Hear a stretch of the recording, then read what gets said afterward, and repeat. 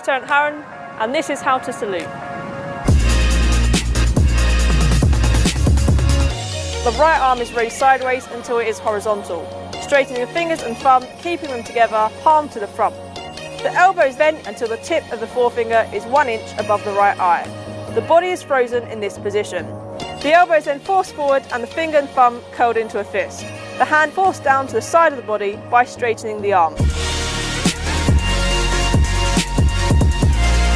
And that is how to salute.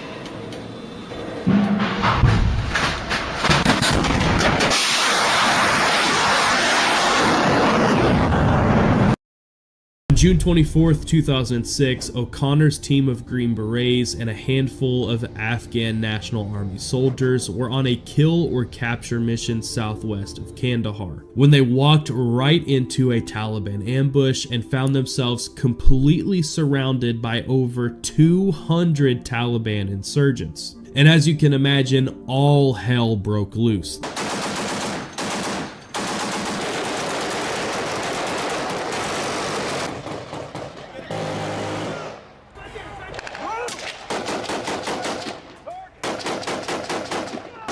The Green Berets immediately found cover and began returning accurate fire on the enemy, somewhat repelling the ambush. The team leader, Master Sergeant Thomas Mahalik, then used an unmanned aerial drone to lead a few of the Green Berets to what appeared to be the Taliban command center just outside a nearby cemetery. But as they neared the location, the Taliban very quickly pulled back, which was extremely concerning and weird because the Green Berets were obviously vastly outnumbered by the Taliban, so why would they give up their position so quickly? Well, it turns out the Taliban had planned ahead and set up a heavily fortified machine gun position just behind the cemetery. And now the Green Berets were stuck in the middle of the kill zone right where the Taliban wanted them. The Taliban machine gunner quickly opened up on the Green Berets position, pinning them down. But Staff Sergeant Matthew Binney, Staff Sergeant Joe Fewhurst, and the team's translator made the brave decision to separate from the rest of the team in hopes of flanking the machine gunner and providing cover fire for their teammates. But as they moved, the machine gun fire fractured Binney's skull and shattered his shoulder, and a rocket-propelled grenade hit Fewhurst in the chest. It thankfully didn't explode, but the blunt force trauma critically wounded him. The machine gun fire on them was so heavy that Binney later found bullet holes in his camelback water bladder and 6 bullet holes in his pants. The wounded Green Berets were now laying down on their faces in the dirt with just enough cover where the machine gun fire was going right over the top of their backs. Needless to say, this was a very bad position and they needed medical care immediately. This is Tango 1. Go to the roof as well.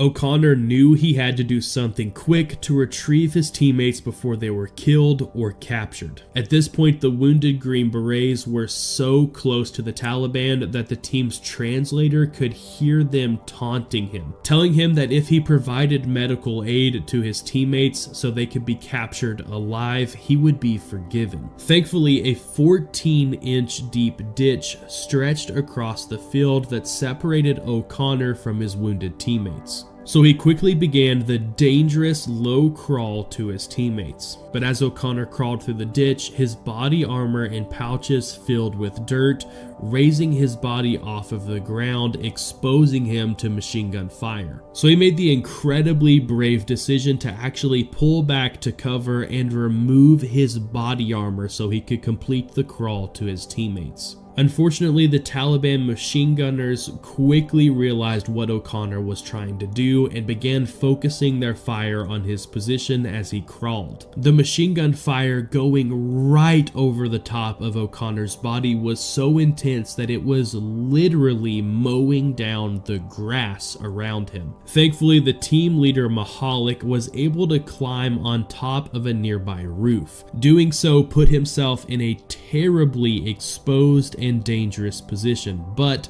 from that rooftop he was able to hold back the Taliban and keep them from overrunning O'Connor's position. With Mahalik's support, O'Connor began dragging his wounded teammates back through the ditch to safety. And thanks to Mahalik's support, O'Connor was able to get his two wounded teammates and their translator back to safety. But unfortunately, in the process, Mahalik was struck in the head by a bullet and killed. And Fewhurst also succumbed to his wounds as O'Connor dragged him to safety. Benny did make it to safety alive, though he was in very poor condition. Mahalik's death now left O'Connor in command. The men were not sure any of them would make it out of here without being killed or captured, so some of them took a small moment to write letters to their loved ones. But just when it seemed like all hope was lost, multiple AH-64 Apache gunships rolled in on their position and began raining heavy gunfire down on the Taliban.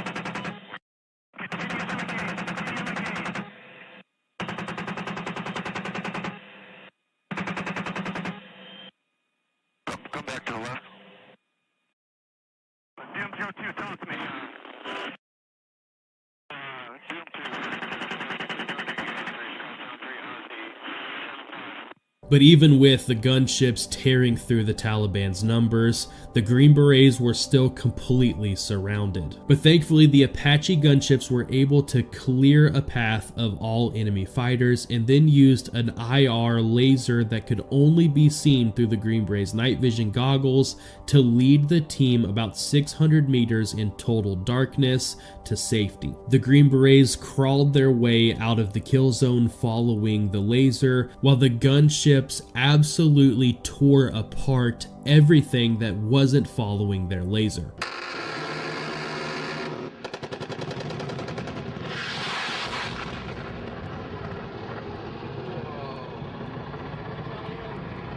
Eat your heart out, Blammer.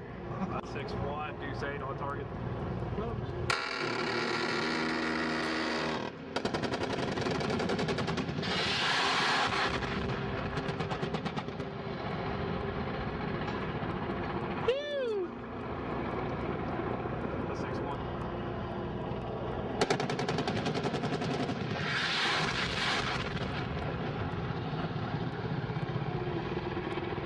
It's bad. Where is he? Where is he?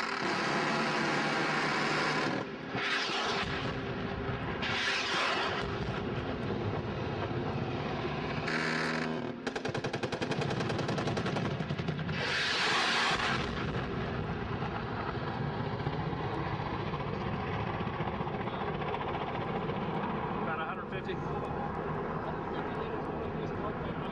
The team was then picked up by multiple Black Hawk helicopters and taken back to base where they received some much needed medical care. For his actions that day, Master Sergeant Brendan O'Connor received the Distinguished Service Cross, and Mahalik, as well as 2 other Green Berets, received the Silver Star for their courageous actions that day. Many residents in the region are flying their Canadian pride, some visibly disappointed by Trump's tariff policy. But the American flagpole at Lakewood Park in Tecumseh stands empty. Mayor Gary McNamara says the town has a new policy. The policy will dictate if we can fly it or not.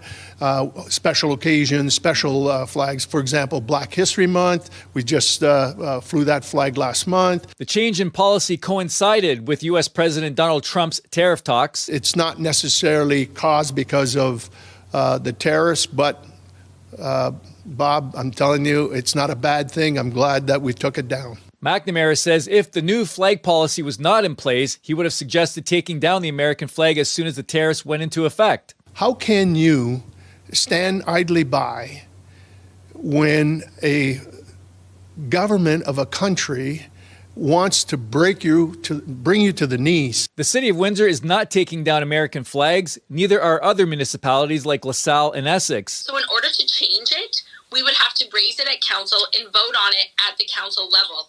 I can't go to staff and say, do this, do that.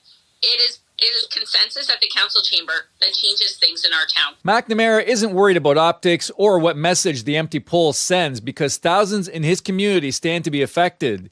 He says he would be averse to raising the American flag at one of their sporting venues if requested for a local tournament. It's not about the people in general. It's about the policy of their government of the day. And I think what we're doing is basically standing up for Canada and our residents. Bob Belichico, CTV News. For our question of the day, we want to know what you think. Should Windsor-Essex take down American flags? Go to our website to cast your vote, ctvnewswindsor.ca.